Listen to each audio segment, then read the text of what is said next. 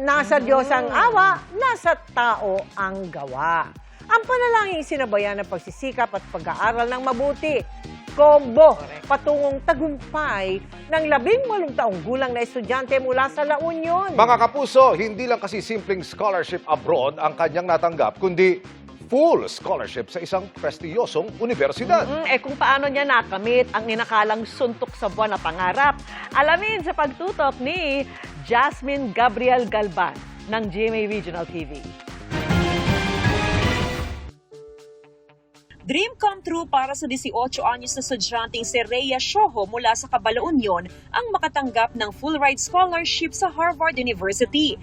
Nagsimula raw ang kanyang journey to Harvard nung nasa Oklahoma siya para sa 5-week summer science program. Hinikayat daw siya ng kanyang mga nakasama sa research na mag-apply ng scholarship abroad at makalipas ng ilang buwang paghihintay, nakatanggap siya ng magandang balita. Nung day before nung admission decisions, nandun po ako sa church, nagpe-pray po ako na, Lord, bigyan niyo na po sa akin to. Nung nakita ko yung sa Harvard, parang sumisigaw ako, oh my God, ganun. Tapos sinabi ko na po sa friends ko and sa family ko. Nakatulong din daw sa kanya ang paglalaro ng isang mobile game. Nagsimula siyang maglaro nito nung pandemya. Yun yung ginagamit ko every time na may free time ako. Naglalaro lang po ako para, break from my ACADS, ganun. Tapos nalagay ko rin po siya sa ilang essays ko sa applications ko. And I think it added personality naman to my application. Very proud ang mga kaanak ni Rhea sa kanyang nakamit na scholarship. Very proud ako at natupad yung mga pangarap niya.